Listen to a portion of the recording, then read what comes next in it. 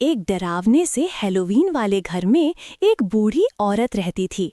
उसके 3 बेटियां थीं, कशिश, नाजिया, नगमा। बूढ़ी औरत अपनी 2 बेटियां कशिश और नाजिया को ही प्यार करती थी।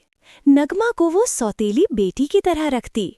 उसे घर का सारा काम करना पड़ता, खाना बनाना पड़ता और वही सबकी सेवा करती थी। एक दिन बूढ़ी औरत ने तीनों बेटियों को जंगल में फल लाने भेजा। वहीं कशिश के मन में एक नया विचार आया। उसने कहा, चलो एक गोल निशाना बनाते हैं और फल को उसमें फेंकते हैं।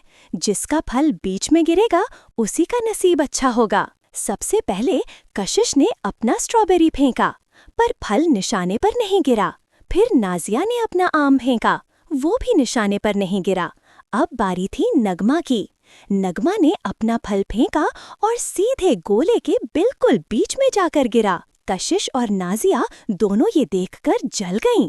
दोनों ने सोचा, नगमा को रास्ते से हटाना पड़ेगा। वो उसे बहुत कम खाना देती, सिर्फ रोटी और प्याज देकर काम करवाती थीं। एक दिन एक चुड़ैल अच्छे इंसान के रूप में वहां आई और नगमा से बोली, बेटी कुछ खाने को मिल जाएगा, बहुत भूखी हूँ। नगमा बोली, मेरे पास तो बस प्यार, रोटी और प्याज है, आप चाहें तो ये खा लें।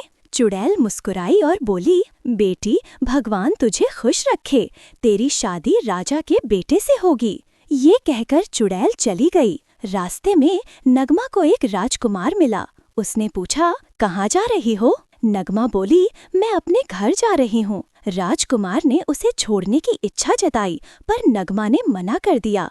फिर भी राजकुमार ने जिद की और दोनों उसके घोड़े पर बैठकर चल पड़े। उधर घर पर कशिश और नाजिया को पता चल गया कि नगमा को राजकुमार मिल गया है। दोनों ने ईर्ष्या में मिलकर नगमा को पकड़ लिया और कैद कर दिया। उन्होंने राजकुमार को बड़ी बहन कशिश से शादी करने के लिए मनाने की बहुत कोशिश की, लेकिन राजकुमार को नगमा ही पसंद थी। गुस्से में उन्होंने नगमा को बहुत मारा और फिर से कैद कर दिया, लेकिन राजकुमार बहादुर था, वो उसे छुड़ाकर ले गया। अंत में राजकुमार और नगमा की शादी बड़े धूमधाम से हुई।